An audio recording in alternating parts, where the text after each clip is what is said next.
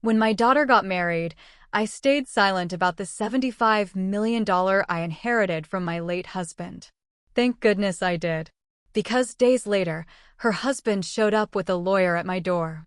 I, Eleonora Vanderbilt, at 72 years old, was a creature of habit and quiet contemplation. My world, for the past year and a half, had shrunk to the comfortable confines of my small, albeit meticulously kept, Victorian house on the outskirts of town. It wasn't grand, certainly not befitting a Vanderbilt of old, but it was my sanctuary. A haven filled with the scent of old books, lavender potpourri, and the lingering, almost imperceptible echo of Robert's laughter. Outwardly, I was the quintessential sweet old lady, a silver-haired matriarch prone to knitting and baking lemon tarts. Inwardly, however, a steel trap of a mind lay hidden, honed by years of quiet observation and a lifetime punctuated by unexpected losses and surprising revelations. Robert. My late husband. Even now, his name felt like a sigh on my lips, a ghost in the corners of my heart. He was a man of delightful contradictions, a brilliant, eccentric mind constantly chasing intellectual curiosities, a lover of obscure history, and a master of the unexpected. He'd had a twinkle in his eye that promised adventure and a shadow in his past that hinted at something deeper, something he rarely spoke of. His death had been sudden, a massive heart attack that snatched him away mid-sentence over a chessboard. The shock had nearly crippled me, but I rebuilt, piece by painful piece, accepting the quiet solitude as my new normal. Then came the discovery. 6 months ago, a crisp, official letter arrived, utterly shattering the peace I had painstakingly constructed. Not a will, not a life insurance policy, but an intricate web of offshore accounts, trusts, and investments, meticulously managed, incredibly diverse, and utterly secret, all totaling a staggering $75 million. Robert, my quiet, history-loving Robert, had been a financial titan in a world I knew nothing about. The news hit me like a physical blow, a bewildering mix of grief, betrayal, and awe. He had kept this immense fortune hidden from me, his wife of 50 years. Why? The question gnawed at me. But as the shock subsided, a new, more pressing instinct emerged. I would keep this secret too. It wasn't greed. Not for me anyway. What did I need with such wealth at my age? My little house, my garden, my books. They were enough. No, it was an inexplicable, visceral sense of protection. Protection from? I wasn't entirely sure. From the world, perhaps, which felt increasingly predatory since Robert's departure. And, if I were truly honest with myself, protection for Lydia. Lydia, my only daughter. 45 years old, vibrant, intelligent, but always a little too naive. Too trusting. She had a heart of gold, but a radar for trouble that was perpetually malfunctioning. Throughout her life, she had a knack for attracting people who saw her generosity as an opportunity, her optimism as weakness. There was a part of me that had always worried about her, a mother's primal fear for her vulnerable offspring. I couldn't shake the feeling that such a vast sum of money would not be a blessing for her, but a curse. Not yet, anyway. Not with what I was beginning to suspect about her new fiancé. Mark. Lydia's new husband, as of last Saturday. He was a man with a smile that could charm the birds from the trees and eyes that held a flicker of something calculating. He was younger than Lydia, perhaps 40, with a polished demeanor and an almost unnerving self-assurance. He worked in real estate development, a phrase that always sounded just a touch too vague to my old-fashioned ears. Lydia was head over heels, glowing with a happiness I hadn't seen in her for years. And I wanted that happiness for her desperately. But beneath my polite smiles and maternal nods, a low hum of anxiety vibrated in my chest. A silent alarm bell that only I could hear. He was too perfect. Too attentive, too solicitous, especially towards me. His compliments felt practiced, his interest in our family history a little too keen. I'd seen it before, this glint in the eye of men who saw opportunity where others saw love. Robert's secret inheritance solidified my resolve. For now, the money would remain my secret. A silent shield, held aloft just in case. I told myself it was for Lydia's good. That she needed to find happiness on her own terms, not on a foundation of inherited wealth. But deep down, I knew it was more than that. It was an instinct, raw and ancient, telling me to guard my treasure, not just the money, but the peace and quiet of my twilight years, from a storm I felt brewing on the horizon. The wedding had been beautiful, a blur of white lace and champagne toasts, but all the while, my gaze kept returning to Mark, to the way his eyes lingered on the details of my modest home, to the almost imperceptible tensing of his jaw when he thought no one was watching. The quiet life I had so carefully cultivated felt suddenly fragile, perched precariously on the edge of an unseen precipice. I just didn't know how quickly I would be pushed. The air was thick with the scent of lilies and champagne, a heady mix that usually evoked joy, but for me, Eleonora, it was tinged with a faint, metallic tang of unease. Lydia looked radiant in her ivory gown, her face alight with a happiness that warmed even my cautious heart. She deserved this, I thought, watching her glide down the aisle on Mark's arm, her hand nestled in his. But my eyes kept returning to him, to the subtle nuances of his posture, the almost imperceptible shifts in his expression. He was undeniably handsome, with a confident bearing and a smile that seemed perpetually plastered in place. A good-looking man, articulate, charming, all the things a mother supposedly dreams of for her daughter. Yet, my instincts, sharpened by 72 years of observing human nature, screamed a silent warning. His smile, though broad and frequent, rarely reached his eyes. There was a practiced quality to his gestures, a theatricality that felt hollow, like a meticulously crafted facade.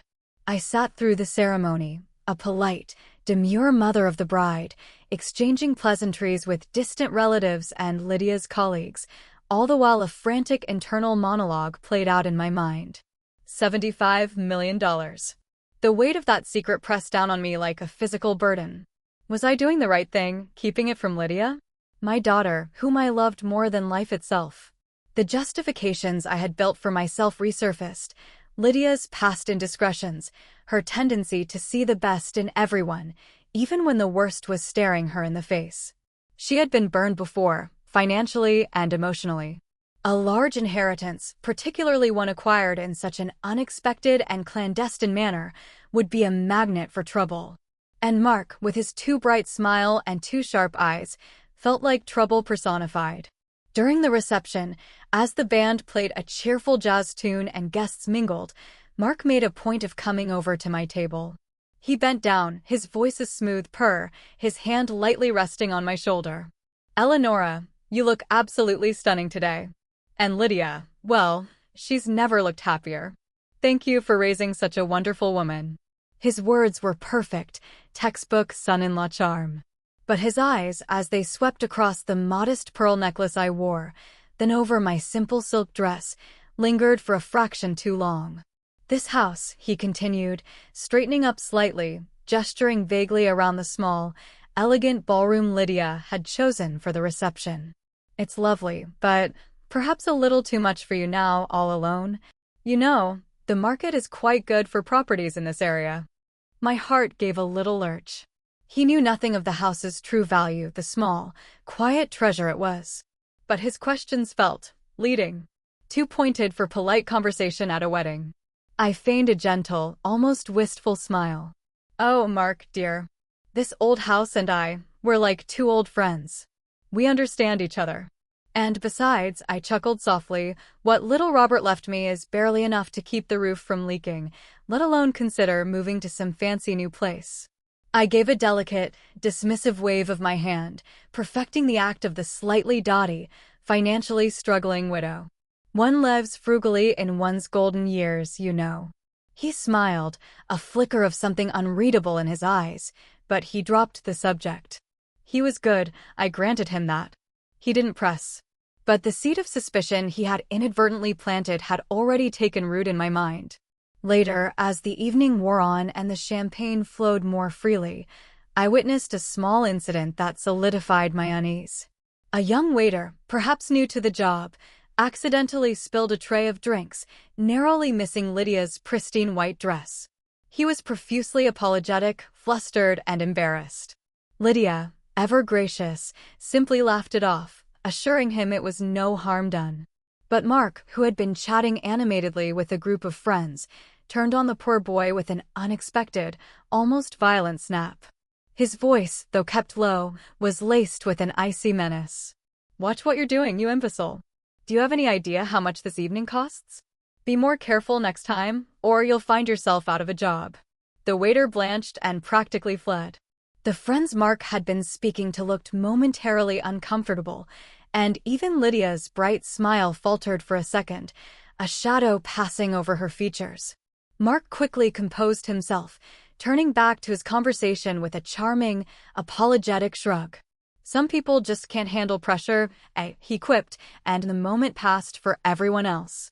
But not for me. I saw the raw, unmasked flash of anger in his eyes, the almost instantaneous shift from polished charm to cold cruelty. It was a predator's instinct, quickly veiled, but unmistakable. He had revealed himself, if only for a fleeting second. And in that moment, my decision to keep Robert's inheritance a secret felt not just justified, but absolutely vital. My quiet life might have been a mask for my own private grief, but I was beginning to suspect that Mark's polished charm was a mask for something far more sinister. The celebration continued around me, a symphony of false gaiety, but all I could hear was the growing dissonance of my fears. The quiet had been shattered, and I knew, with a certainty that chilled me to the bone, that the storm was coming. The days following the wedding settled into a deceptive calm. The last lingering scent of lilies faded from the house, replaced by the familiar aroma of my freshly brewed chamomile tea. I resumed my quiet routine, tending to my small herb garden, reading through Robert's old history books, volumes filled with his cryptic marginalia, and, perhaps most importantly, discreetly beginning my own quiet investigation into Mark. I wasn't a detective, not by any stretch of the imagination. But I was an observer, and I had Google.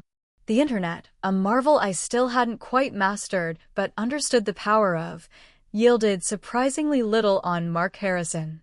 A few generic LinkedIn profiles, a couple of fleeting mentions in local real estate circulars. Nothing that screamed scoundrel, but nothing that whispered pillar of the community either. It was the very blandness that unsettled me, the lack of any real depth or history beyond a carefully curated facade. It was as if he had only truly begun to exist the day he met Lydia. I tried to push my anxieties aside, telling myself I was being an overly protective mother, an old woman too set in her ways to embrace new happiness for her daughter. Lydia called, her voice bubbly and full of newlywed bliss, describing their plans for a small getaway. "Mark is just wonderful, Mama," she'd gushed. "So thoughtful, so caring. He makes me feel like a queen." My heart ached for her, for the sincerity in her voice. I hoped with every fiber of my being that my instincts were wrong, that my suspicion was merely the lingering shadow of grief, distorting my perception. Then came the knock. It wasn't the gentle, familiar tap of a neighbor or the robust rap of a delivery person. It was a firm, deliberate series of 3 knocks, echoing through the quiet afternoon. I glanced at the clock on the mantelpiece, precisely 2:17 p.m. Too early for Lydia, too late for most errands. A shiver, cold and unwelcome, traced its way down my spine. I opened the door a crack, peering out from behind the heavy oak. My breath hitched. On my porch, impeccably dressed and radiating a practiced air of authority, stood Mark. And beside him, a tall, severe-looking woman in a dark suit, clutching a leather briefcases. Her eyes, sharp and assessing, met mine instantly. "Eleonora," Mark began, his smile, for once, not quite reaching his eyes. It was a tight, almost strained affair. "So good to see you again. I apologize for the unannounced visit, but this is Ms. Eleanor Vance, my attorney. We need to have a word." My mind raced, 1,000 thoughts colliding in an instant. My secret. My money. His sudden visit. The lawyer. It was all connected. My heart hammered against my ribs, a frantic drumbeat of alarm. But years of experience, of learning to mask my true feelings, kicked in. I straightened my posture, a polite, slightly confused expression settling on my face. "Oh, dear," I said, my voice a little higher than usual, laced with the feigned frailty of an old woman. An attorney? Goodness, I hope everything is all right. Do come in, you two. I stepped aside, opening the door wider, ushering them into my pristine, chintz-filled living room. It was an exercise in strategic vulnerability, inviting them into my domain, but presenting myself as harmless. They settled onto the edge of my antique sofa, Ms. Vance placing her briefcase carefully on the polished coffee table. The air crackled with a sterile formality that felt utterly alien in my cozy home. "Mrs. Vanderbilt," Ms. Vance began, her voice crisp and devoid of warmth. "We're here today representing Mr. Mark Harrison and, by extension, your daughter, Lydia Harrison, concerning certain outstanding matters pertaining to the estate of your late husband, Robert Vanderbilt." My mind whirled. Outstanding matters? Robert's official will had been clear, simple. A modest sum, the house, the car. Nothing more. This was about the money. They knew. Or, at least, they suspected. I feigned a bewildered frown. Robert's estate? Oh, but that was all settled ages ago, dear. Just a small pension and this old house. Nothing to trouble yourselves with, I assure you. I offered them a wavering, almost apologetic smile. Are you quite sure you have the right Mrs. Vanderbilt? Mark interjected, his voice still smooth, but with an underlying edge I hadn't heard before. Eleonora, we understand your modesty. But my team has been doing some research. Robert was a very astute man. And there are whispers. Suggestions of rather significant hidden assets. Assets that, legally, belong not just to you, but also to Lydia as his sole heir, and now, through marriage, to me. He said me, with a possessiveness that sent a fresh wave of icy dread through me. He wasn't even pretending to care about Lydia's well-being, it was about his claim. My carefully constructed world, my sanctuary, felt suddenly invaded, threatened. The silence I had so diligently kept was now under siege. My sweet, quiet life was over. The game had begun, and I realized, with a chilling clarity, that I was no longer merely a gentle old lady. I was a guardian, a protector, and, if necessary, a predator, defending her territory from an encroaching threat. The quiet war had officially been declared, right here on my own doorstep. The words hung in the air, heavy and sharp, like shards of glass. And now, through marriage to me. Mark's pronouncement of ownership, cold and unapologetic, sliced through my feigned innocence. My facade, however, remained intact, a brittle shield against the escalating tension. Inside, a frantic orchestra played, a cacophony of fear, anger, and a surprising surge of defiance. They were here. They knew something. Not the full truth, perhaps, but enough to set the hounds loose. Hidden assets? I repeated, my voice still trembling slightly, but now with a subtle undertone of genuine incredulity, not just a performance. Mark, dear, I assure you, if Robert had any hidden assets, he kept them hidden even from his wife of 50 years.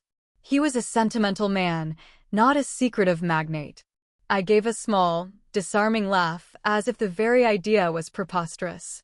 Are you implying my husband was dishonest? Ms. Vance, the attorney, interjected with a steely gaze. Mrs. Vanderbilt, we are not making accusations. We are merely presenting information that suggests a discrepancy between the declared estate and certain financial activities linked to Mr. Robert Vanderbilt. Our concern is ensuring all rightful beneficiaries receive their due. Rightful beneficiaries, I mused, letting the words roll around my tongue. Rightful was a subjective term, especially when $75 million were at stake. And who, pray tell, might these beneficiaries be, other than myself and, of course, Lydia? I asked, looking pointedly at Mark. He shifted uncomfortably, a fleeting shadow of impatience crossing his face before he smoothed it away. Well, naturally, Lydia is the primary concern. And as her husband, I'm simply ensuring her financial security, Eleonora.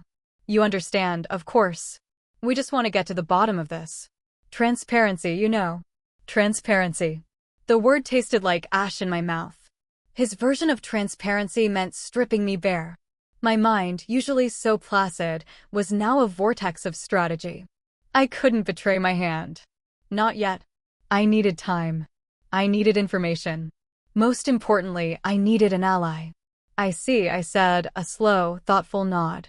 Well, I suppose it's only natural for a newlywed husband to be concerned for his wife's future. Though I confess, I'm rather baffled by all this. Perhaps I should speak with my own solicitor.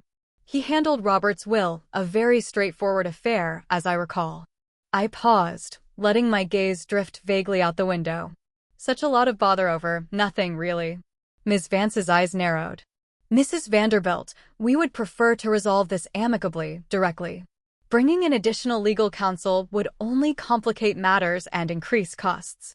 Oh, but dear, I replied, a touch of gentle reproach in my tone. My dear late husband always said it was best to have everything proper and above board. I wouldn't dream of discussing such complicated matters without professional guidance, especially if it involves his memory. I patted the arm of my chair. You must understand an old woman's sentimentalities. Mark clearly wanted to push, to bully, to intimidate. I saw it in the twitch of his jaw. But Ms. Vance, sensing a potential legal quagmire, held up a hand. Very well, Mrs. Vanderbilt. We can arrange another meeting once you've consulted with your counsel. We will be in touch. The departure was swift, punctuated by the sharp click of the briefcase and the purposeful stride of Ms. Vance's heels. Mark gave me another one of his practiced smiles, but this time, it held a distinctly predatory edge. We'll be looking forward to that, Eleonora. The moment the door closed behind them, the strength that had buoyed me evaporated. My knees felt weak, and I sank back into the armchair, my heart still thudding against my ribs.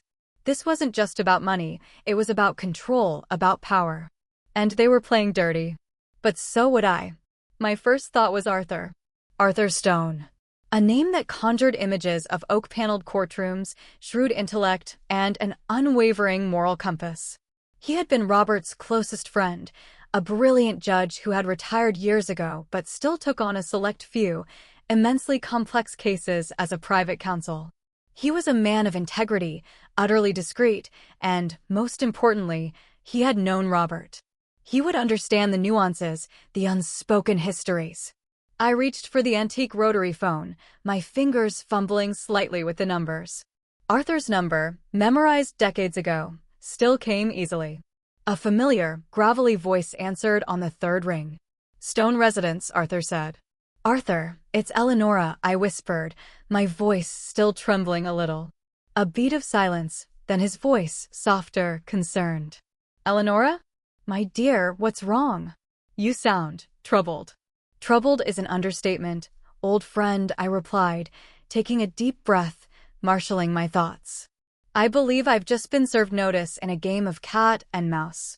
And I have a feeling the stakes are rather high. I need your help, Arthur. I need to tell you everything. The game had indeed begun. But they had underestimated their opponent. They saw an old woman. They didn't see the lioness that still roared within. Arthur Stone's office was a comforting anachronism, a dimly lit sanctuary filled with the scent of aged leather and pipe tobacco, shelves overflowing with legal tomes, and a worn Chesterfield sofa that had absorbed countless tales of human folly and triumph. He listened, his keen, intelligent eyes fixed on me, as I recounted the entire story, Robert's secret fortune, my intuitive decision to keep it hidden, Mark's unsettling charm, the wedding incident, and finally, the audacious visit from Mark and his lawyer. When I finished, the silence in the room stretched, punctuated only by the soft tick of an old grandfather clock. Arthur leaned back in his chair, a thoughtful frown creasing his brow. $75 million, he murmured, almost to himself. Robert, you sly old fox. And to think, he never breathed a word. He looked at me, a glimmer of admiration in his gaze. Your instincts, Eleonora, have always been remarkably sharp. You were right to be cautious.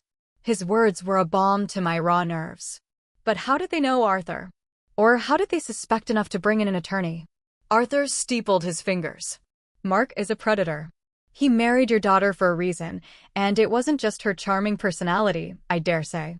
He likely did his homework. Robert Vanderbilt wasn't a nobody. Even if his public financial profile was modest, there would have been whispers in certain circles. Unofficial rumors, perhaps, about his luck or his unconventional investments. Enough for someone like Mark, with the right connections, to start digging. He paused, then added, and a man like Robert, who amassed such a fortune in secret, usually leaves a trail, however faint. That was our starting point. Arthur, with his vast network and legal prowess, began a deep dive into Robert's financial history, beyond the official, public records. He reached out to old contacts, forensic accountants, and even a few retired investigators known for their discretion. He promised me he would leave no stone unturned, but warned that such secrets, especially those so carefully guarded by Robert, would not yield easily. Meanwhile, I began my own, more personal investigation. My battlefield was my home, specifically Robert's study, a room I had mostly left untouched since his death, a mausoleum of his intellect. I began to sift through his belongings, not for sentimental reasons now, but with the ruthless precision of a scavenger. His old desk, a sprawling oak beast, held a myriad of hidden compartments. In one, behind a false back, I found a small, leather-bound journal. It wasn't a diary. It was filled with cryptic notations, what looked like coded financial figures, names I didn't recognize, and precise dates stretching back decades. There were also old, faded maps, not of any local area, but of remote, exotic locales. The Congo, the Amazon, Siberia. My Robert, my quiet, history-loving husband, had indeed led a double life. The realization was both disorienting and exhilarating. He wasn't just an investor. He was involved in something far grander, far more clandestine than I could have ever imagined. The $75 million was just the tip of an iceberg, the visible manifestation of a life lived on the fringes of the known. These weren't ordinary investments. They felt like the spoils of high-stakes, dangerous ventures. My understanding of Robert, of our entire shared history, began to fracture and reassemble itself into a more complex, thrilling, and, frankly, terrifying mosaic. As Arthur and I delved deeper, the tension at home, or rather, between me and my daughter, began to escalate. Lydia, caught in the middle of this nascent conflict, was becoming increasingly agitated. Mark, I could tell, was masterfully manipulating her, playing on her naive loyalty and her innate desire for harmony. "Mama, why won't you just talk to Mark's lawyer?" She'd plead over the phone, her voice laced with a frustration that pained me. "He's just trying to understand, to make sure everything is fair. He thinks you're hiding something." "Your husband's lawyer is making rather baseless accusations, dear," I'd reply, trying to keep my voice calm, maternal. "And I don't appreciate being interrogated in my own home." "There's nothing to hide, Lydia. Just the modest estate your father left, as you well know. But Mark says, he says Dad was a very clever man, that he might have had investments you didn't even know about, for your good. And now you're just being stubborn, Mama. It looks like you don't trust us." The implied accusation stung. She was turning against me. Mark was slowly, meticulously driving a wedge between us, painting me as the obstinate, perhaps even selfish, old woman clinging to phantom riches. It broke my heart, but my resolve hardened. If she couldn't see his true colors now, she would eventually. And when that day came, she would need me and, perhaps, the protection this secret fortune could offer. One evening, after another strained phone call with Lydia, I found myself staring at Robert's old globe, my finger tracing the same lines he must have traced. My thoughts were a turbulent storm of grief for my fractured relationship with my daughter and a growing, potent anger towards Mark. He was not just after money, he was after my peace, my family, my legacy. The quiet, gentle Eleonora was receding, replaced by something sharper, more resilient. The lioness was not just awakening, she was beginning to scent her prey. And the chase, I knew, was just beginning. The phone call from Arthur came late one evening, cutting through the usual silence of my home. His voice, normally so calm, held a clipped urgency. "Eleonora, I've found something. Or rather, someone." He explained that one of his contacts had located Mark Harrison's ex-wife, a woman named Sarah Jenkins, living a quiet life in a small town upstate. It had taken considerable effort and a discreet inquiry, but Sarah had finally agreed to speak. Her story, as relayed by Arthur, was a chilling confirmation of my darkest suspicions. Mark Harrison was not just a charmer with a knack for real estate. He was a professional con artist, a manipulator who preyed on vulnerable women with inherited wealth or promising family connections. Sarah, a kind but somewhat naive woman, had inherited a modest sum from her own mother. Mark had swept her off her feet, convinced her to invest in a series of guaranteed profitable ventures that miraculously always failed, leaving her financially destitute. He had accrued significant gambling debts, using her money to fuel his addiction, before eventually abandoning her for a wealthier prospect. His charm, his attention, his entire persona was a meticulously constructed trap. He was a man with no conscience, only an insatiable hunger for money and control. "He's a chameleon," Eleonora, Arthur had said, his voice grim. "He adapts to his prey, becomes whatever they need him to be. And then he squeezes them dry." The revelation, while not entirely surprising, hit me with a cold, hard force. Lydia. My sweet, trusting Lydia, caught in the web of a truly dangerous man. My heart ached, a deep, maternal pain. But alongside it, a fierce, protective rage began to simmer. This was no longer just about preserving Robert's secret or securing my own peace. It was about saving my daughter. Mark, sensing that my stubbornness wasn't simply an old woman's eccentricity, grew bolder. The polite inquiry ceased. Instead, the threats began. First, it was subtle. A registered letter from Ms. Vance detailing potential legal action for obstruction of justice and fraudulent concealment of assets. It was boilerplate, designed to intimidate, but it served its purpose of ratcheting up the pressure. Then, things escalated. My car, a reliable old sedan, suddenly developed brake trouble. A mechanic I trusted found that a vital brake line had been deliberately tampered with, cut almost to the point of failure. "A few more trips, Mrs. Vanderbilt," he'd said, shaking his head, "and you wouldn't have been so lucky." My blood ran cold. Was it a warning? Or something more sinister? A few nights later, I woke to a strange noise downstairs. Footsteps. Slow, deliberate. My heart hammered. I lay perfectly still, listening, my hand reaching for the heavy brass lamp beside my bed. The house, usually so comforting, now felt like a fragile shell. The footsteps receded, and by morning, there was no sign of forced entry, nothing stolen. But a single, wilting lily, a flower of death, lay on my pristine kitchen counter. A clear message. He was in my house. He was watching. He was capable of anything. The quiet, introspective Eleonora, who had spent years mourning and rebuilding, was gone. In her place was a woman forged in fire, stripped of sentimentality, and filled with a cold, steely resolve. My hands, which had once knitted intricate patterns, now trembled with a different kind of energy, a fierce determination. I had played the role of the frail old woman long enough. Mark saw me as a weak obstacle. He would learn, soon enough, that he had gravely miscalculated. My tactics shifted. I began to speak to Arthur not just about legal defense, but about offense. "We need to expose him, Arthur," I stated, my voice firm, devoid of its former tremor. "Not just for the money, but for Lydia's life. He will ruin her, just as he ruined Sarah." Arthur looked at me, a flicker of surprise in his eyes, quickly replaced by a nod of approval. "I understand, Eleonora. What do you have in mind?" I looked around Robert's study, at the coded journal, the strange maps.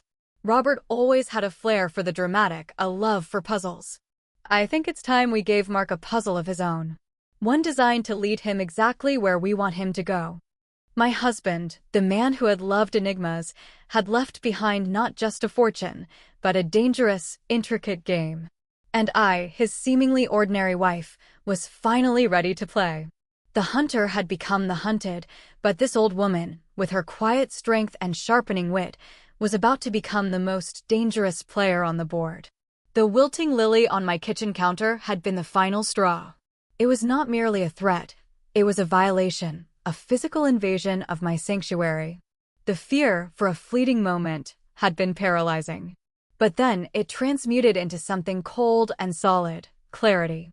Mark was not just a greedy schemer, he was dangerous, unhinged, and utterly without scruples. And he had underestimated me. He saw an old woman, a victim. He didn't see the silent strategist, the one who had navigated Robert's eccentricities for 50 years, the one who understood that the quietest waters often ran the deepest. My living room, usually a place of gentle contemplation, became my war room. I spread out Robert's cryptic journal, the old maps, the bewildering collection of numbers and names. Arthur joined me, his presence a comforting anchor in the gathering storm. He was a man of logic, but he respected intuition, especially mine.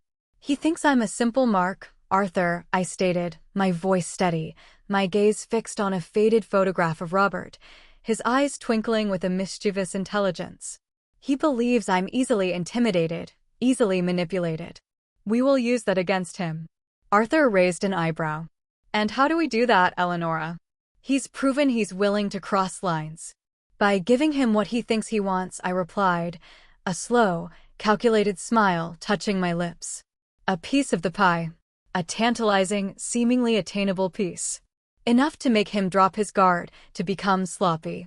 My plan began to form, intricate and delicate like one of my lace doilies, but with a steel thread running through its core. I would create a trail, a series of carefully planted clues suggesting a smaller, more accessible portion of Robert's fortune was hidden somewhere, perhaps in an old safety deposit box or a forgotten bank account, designed to be discovered only after my demise. Mark, driven by his insatiable greed, would surely bite. The challenge lay in making it believable, in weaving a lie so close to the truth that he wouldn't question it. Robert, with his penchant for puzzles and his desire for secrecy, had unwittingly provided the perfect template. We would use his own methods against Mark. Arthur, though initially skeptical, quickly caught on to the psychological finesse of the plan. So, you're baiting the trap with a smaller catch, hoping he'll reveal himself in his eagerness for the bigger one? Precisely, I confirmed. He is too impatient, too arrogant to believe there might be more. He will focus on the immediate, tangible prize. And in doing so, he will make mistakes. As we worked, poring over Robert's journal, Arthur began to uncover more of Robert's past. It wasn't just investments, it was a complex network of associations. Robert, it turned out, had spent a significant part of his younger life involved with a private, extremely discreet organization. They dealt in assets. Not just financial ones, but historical artifacts, rare documents, and specialized intelligence. They operated in the gray areas of international law, always maintaining a veneer of legality, but with methods that were undeniably unconventional, even dangerous. The $75 million wasn't just his fortune, it was his severance, his retirement package from this shadowy entity, ensuring his silence and their continued discretion. The money was a golden cage, keeping him quiet. This is far more complicated than I imagined, Eleonora, Arthur admitted, tracing a finger over a coded entry in Robert's journal that mentioned a black lotus and a specific date. This organization values its anonymity above all else. If they learn Mark is digging into Robert's affairs, they might see him as a liability. And they wouldn't hesitate to remove a liability. The implications were chilling. Mark wasn't just fighting an old woman, he was unknowingly poking a sleeping dragon. This added a new, terrifying layer of urgency to our plan. We needed to deal with Mark quickly, before his blundering exposed Robert's, and now my, connection to this formidable force. A few days later, Mark called. His voice, stripped of its former false charm, was now overtly menacing. Eleonora, this is getting ridiculous. Lydia is upset. I'm upset. We know you're hiding something. Stop playing games. My heart pounded, but I kept my voice calm, almost sweet. Oh, Mark, dear, I assure you, I'm not playing games. Just trying to understand all these complicated legal terms. My lawyer, Arthur Stone, he's been so helpful. He's looking into everything. Perhaps he'll even find those hidden assets you're so convinced exist. I let a hint of sarcasm lace my words, a subtle challenge. There was a moment of silence on the other end, a beat where I could almost hear his mind working, processing my subtle defiance. Then, his voice, low and dangerous, just make sure he finds what he's looking for, Eleonora. Because if he doesn't, I will. And you won't like the consequences. The line clicked dead. I smiled, a cold, predatory smile that hadn't graced my lips in decades. He was agitated. He was reacting. The trap was being laid. The chess pieces were moving, and Mark, in his arrogance, didn't even realize he was already 2 moves behind. This was no longer just a legal battle or a family squabble. This was a battle of wits, a dangerous game of the mind, and I was determined to win. The scent of freshly baked apple pie, usually a comforting aroma in my home, felt almost sacrilegious as I meticulously placed a carefully aged, leather-bound ledger on Robert's desk. It was a forgery, a brilliant piece of deception crafted by Arthur's discreet contacts, designed to look exactly like the kind of obscure, personal record Robert might have kept. Inside, amidst pages of seemingly innocuous personal expenses, were scattered entries hinting at a modest, yet significant sum, perhaps $1 million or $2 million, hidden in an old, forgotten safe deposit box, a nest egg for a rainy day. Mentioned in a cryptic note. A small, tantalizing piece of the real pie. It needs to look like I stumbled upon it, I explained to Arthur, watching him examine the ledger. An accidental discovery, something an old woman might find while tidying up her late husband's things. Arthur nodded, a flicker of something akin to admiration in his eyes. He'll bite. It's just enough to feel like a victory without being overwhelming. And it will appeal to his ego, making him believe he outsmarted you. Our plan was in motion. I accidentally left the study door ajar one afternoon, a new habit I had developed since Mark's initial visit, when I suspected he might have been in my house. I made sure to leave the ledger in a prominent, yet not too obvious, spot on the desk, partially obscured by a stack of old magazines. Then I retreated to the kitchen, feigning a busy afternoon of baking, listening intently. Sure enough, within an hour, I heard the faint click of the front door.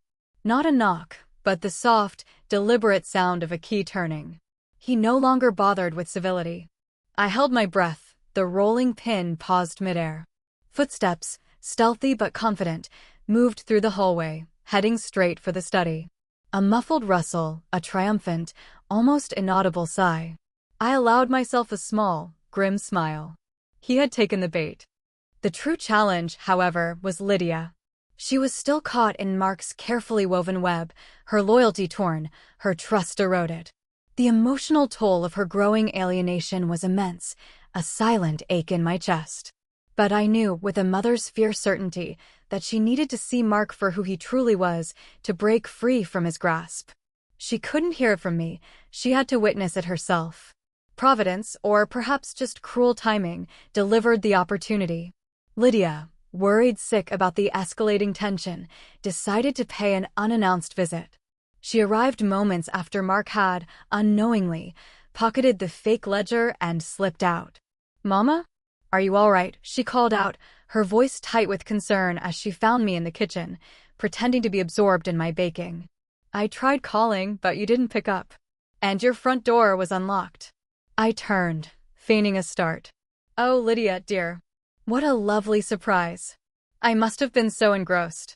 And the door, well, an old woman's forgetfulness, I suppose." I tried to sound light-hearted, but the weariness in my voice betrayed me. Before Lydia could press further, the phone rang. It was Mark, his voice booming with a false bravado I could hear even from where Lydia stood. "Eleonora, I was just calling to check on you.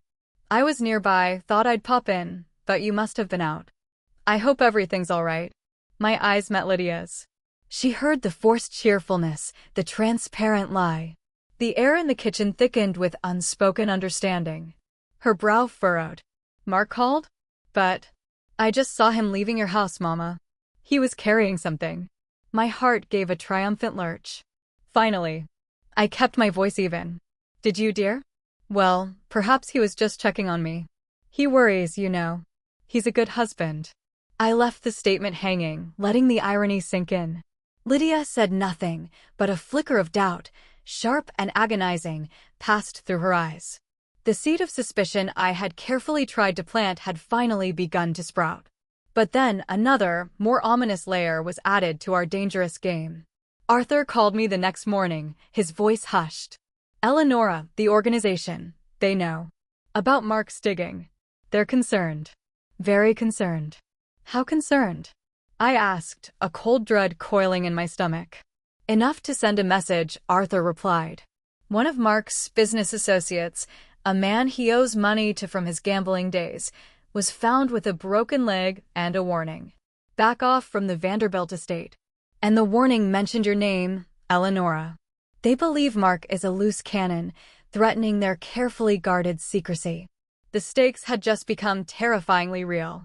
Mark wasn't just gambling with my money, he was gambling with his life, and potentially mine. The organization Robert had been involved with was not one to be trifled with. They were a silent, brutal force, and their entry into our conflict meant that failure was no longer an option. Mark, oblivious to the deeper forces he had unwittingly awakened, grew more reckless. He believed he had found his lead, his small jackpot. He began to apply more direct pressure, demanding the release of the assets from the supposed safe deposit box. His false charm evaporated completely, replaced by open impatience and veiled threats. He was so close, he thought, to his million-dollar prize. But he was walking into a trap, meticulously set, one that would expose not only his greed, but perhaps even his life to the perilous shadows of Robert's true legacy. The climax was upon us.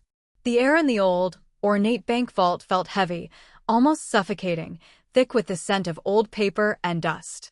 I stood beside Arthur, my posture ramrod straight, my heart a frantic hummingbird in my chest. Opposite us, Mark fidgeted, his usual polished veneer cracking under the strain of his barely contained greed. Ms. Vance, his attorney, maintained her professional impassivity, but even she seemed to exude a subtle tension. Mark believed he was on the cusp of his victory. The fake ledger, carefully planted and then discovered, had led him directly to this moment. We had chosen a small, obscure bank in a quiet part of town, one where Robert had indeed held a legitimate, albeit minor, safe deposit box for decades. It was the perfect stage for our carefully orchestrated play. "Are we quite ready, Mrs. Vanderbilt?" Ms. Vance inquired, her voice cutting through the silence. "Mr. Harrison is eager to finalize these outstanding matters." "Oh, quite ready, dear," I replied, a sweet, almost childlike smile on my lips. Just so much fuss over such a small sum, really. But Robert was always one for proper procedure. The bank manager, a nervous, bespectacled man, fumbled with the keys. The heavy steel door of the safe deposit box whirred open with a theatrical groan. Mark leaned forward, his eyes alight with avarice, practically salivating at the thought of his immediate payday. Inside, nestled amongst seemingly worthless bundles of old letters and outdated stock certificates, was a single, plain brown envelope. Mark snatched it, his fingers almost tearing the paper in his haste. He pulled out a stack of documents, official-looking papers, indeed, but not what he expected. Not a check, not bond certificates, but a collection of meticulously notarized statements, dated years apart, each outlining a specific, irrevocable trust. Trusts established by Robert Vanderbilt. The first trust was for Lydia, a substantial sum, but with stringent conditions, access only upon reaching the age of 50, and only if she presented evidence of stable, independent employment and a prenuptial agreement that protected her assets. The second, a smaller one, was for various obscure charities Robert supported. And the third was the truly cruel twist of the knife, designed by Robert with a devilish foresight. It stipulated that if any individual, other than Eleonora Vanderbilt, attempted to lay claim to Robert's hidden assets without her explicit consent, a punitive clause would be activated, diverting a significant portion of their own assets to a legal fund to protect Eleonora. It was a poison pill, crafted by a man who had clearly anticipated future skirmishes. Mark's face, initially flushed with anticipation, turned ashen. He reread the documents, his eyes darting back and forth, the color draining from his cheeks. "What is this?" he snarled, crumpling the papers in his fist. This isn't what I was led to believe. This is a trick. A trick, dear." I feigned innocent surprise, my voice still light. "But these are indeed Robert's documents. He was a very thorough man, you know. Always thinking ahead." Suddenly, the door to the vault creaked open again. My heart leaped. It wasn't Lydia. It was two large, impeccably dressed men, their faces impassive, their eyes cold and watchful. They were not from the bank. Arthur subtly stiffened beside me. The organization had arrived. They hadn't come for me. They had come for Mark, a loose cannon who was attracting too much attention to Robert's carefully buried secrets. One of the men stepped forward, his voice a low rumble. "Mr. Harrison, we understand you have some unresolved business. Our employers are concerned about the noise you're making." His gaze flickered to Ms. Vance, a silent warning. Discretion is paramount. Mark, for the first time, looked genuinely terrified. He understood. He had not only failed to secure his imagined fortune, but he had also inadvertently drawn the attention of a far more dangerous entity than he could have ever conceived. His schemes, his petty manipulations, now seemed utterly insignificant in the face of this silent, formidable power. And then, just as Mark's bravado completely crumbled, the truly unexpected happened. Lydia walked in. She hadn't been able to shake her suspicion after the phone call, after seeing Mark leave my house with something hidden. She had followed me. She looked from Mark, pale and trembling, to the two imposing men, then to me, her face a mixture of confusion and dawning horror. Her eyes fell on the crumpled documents still clutched in Mark's hand. "Mark," she whispered, her voice barely audible. "What's going on here? Who are these men? And what have you done to Mama?" Mark, cornered, his game irrevocably exposed, turned on her. All pretense, all charm, all love evaporated. "Shut up, Lydia. You're useless. Your mother has been hiding money, a fortune, and she's playing games. We could have had it all, but no, she's a selfish old hag." His words, laced with venom and desperation, shattered the last vestiges of her naive trust. Lydia's face crumpled. The shock, the betrayal, the brutal honesty of his words hit her with the force of a physical blow. She saw him, truly saw him, for the first time. Not the charming husband, but the ruthless, greedy opportunist. The pieces clicked into place, his constant questioning about my finances, his growing impatience, his anger. You used me," she choked out, her voice breaking. "You never loved me, did you? You only wanted this." She gestured vaguely at the scene, the documents, the menacing figures. My heart ached for her, but there was also a fierce pride. She had seen the truth. She was finally free.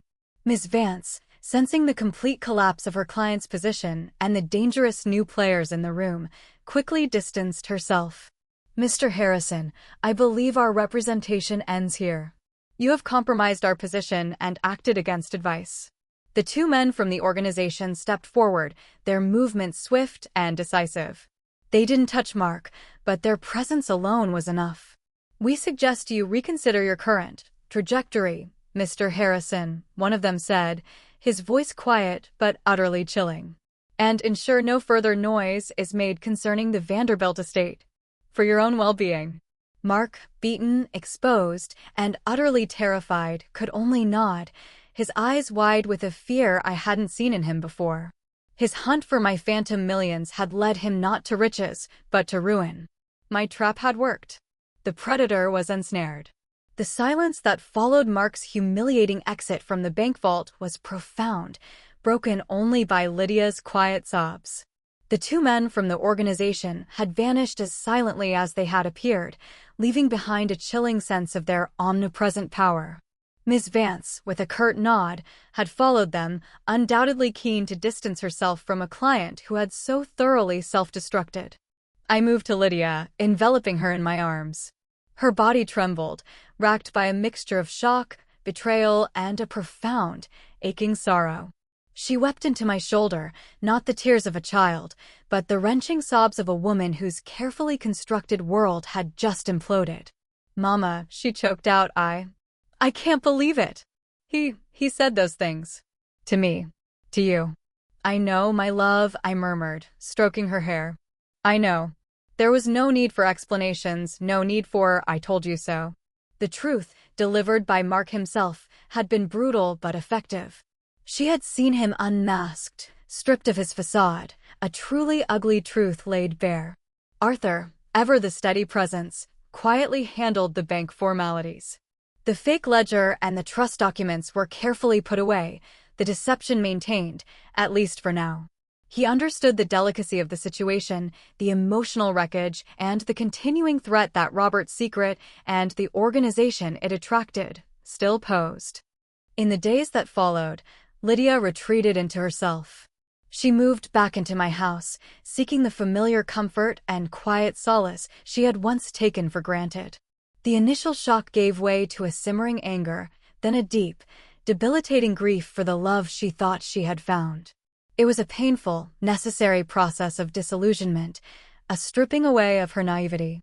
I let her grieve, offering silent comfort, warm meals, and the unwavering presence of a mother's love.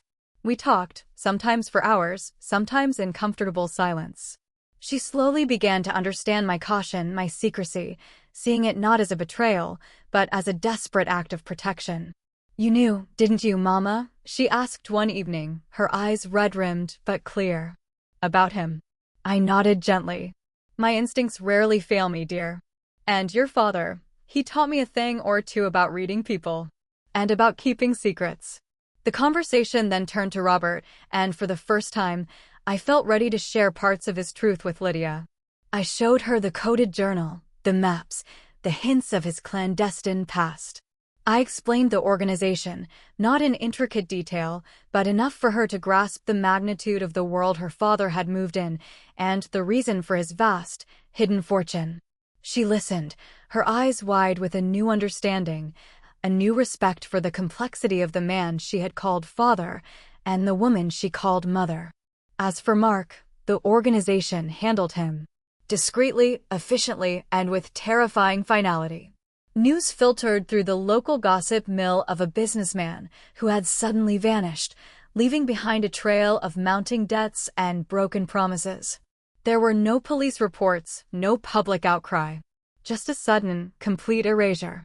It was a chilling testament to the power of the shadow world Robert had inhabited, and a stark reminder that some secrets were best left buried. My silence, it turned out, had not only saved me, but had also, inadvertently, saved Mark from a much worse fate than even his own greed could orchestrate. The real $75 million, which remained securely hidden, was a complex matter. With Arthur's guidance, I began to restructure Robert's genuine trusts. A significant portion was indeed earmarked for Lydia, but with far more robust protections, establishing a generational trust managed by independent trustees, ensuring she could never be exploited again, and that the wealth would be used for good, not for personal indulgence or the schemes of predators. Another large sum was quietly channeled into various foundations supporting education and environmental causes, the quiet acts of benevolence Robert himself had often championed, albeit anonymously. I kept a comfortable sum for myself, not for lavish living, but as a symbol of my hard-won independence and as a strategic reserve. The money was no longer a burden, but a tool, a silent weapon I had learned to wield. My quiet life had returned, but it was transformed. The old Eleonora, the gentle widow, had gone through the crucible and emerged stronger, wiser, and immeasurably more resilient. The relationship with Lydia was slowly, painstakingly rebuilding, forged in the fires of shared trauma and newly discovered truths. It was a deeper, more honest connection now, free of naive expectations and unspoken resentments. She saw me not just as her mother, but as a formidable woman, a protector, a survivor. And I saw her, not just as my vulnerable daughter, but as a woman capable of facing harsh truths and rebuilding her life with strength and grace. The fractured family was mending, piece by painful piece. The legacy, it turned out, was not just money, but a profound understanding of love, loyalty, and the hidden strengths that lie within us all. The autumn leaves outside my window turned from vibrant gold to russet and then to a muted, elegant brown, mirroring the changes that had settled within me. The grand drama of Mark's unraveling, the chilling whispers of the organization, and the painstaking reconstruction of my relationship with Lydia had all receded, becoming threads in the rich tapestry of my past. My quiet life had returned, but it was not the same quiet. It was deeper, imbued with a newfound serenity that came from facing down a storm and emerging intact. I often found myself on the sun-drenched veranda, a cup of chamomile tea warming my hands, watching the squirrels chase each other up the ancient oak. The silence was no longer a void to be filled with grief, but a canvas for contemplation. I was no longer the frail, slightly forgetful widow Mark had perceived.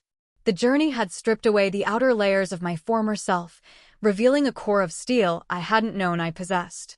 I had learned that strength wasn't about shouting, it was about knowing when to be silent, when to observe, and when to strike with quiet precision. Lydia was thriving. She had, with Arthur's help and a newfound determination, taken steps to rebuild her life. She enrolled in a local community college, pursuing a long-dormant passion for art history, and found a part-time job she genuinely enjoyed. The trust fund, now carefully structured, remained untouched, a secure foundation for her future, but not a crutch. She had learned to stand on her own, stronger and wiser for her ordeal. Our conversations were now open, honest, filled with a mutual respect that had deepened through shared adversity. She called often, not out of obligation, but out of genuine affection, sharing her small victories and seeking my quiet counsel. The distance that Mark had so cruelly tried to create had, paradoxically, brought us closer than ever before. Arthur, my steadfast ally, remained a presence in my life, a trusted friend whose dry wit and sharp intellect I now cherished more than ever. We would meet occasionally for tea, discussing books, politics, and the occasional cryptic case he was still involved with. He often remarked on my transformation. "You've bloomed, Eleonora," he'd said once, a twinkle in his eye. Robert would be immensely proud. And perhaps a little afraid. I chuckled, acknowledging the truth in his words. Robert. His memory was no longer shrouded in mystery and resentment, but in a profound, complex love. I understood him now, his need for secrecy, his elaborate preparations, his hidden layers. He had loved me fiercely, and in his own enigmatic way, he had protected me even from beyond the grave. The $75 million, which had once felt like a strange, unsettling burden, was now simply a testament to his complex life and to my own unexpected journey. It wasn't about the money itself, but what it represented, the strength to adapt, the wisdom to discern, and the courage to protect what mattered most.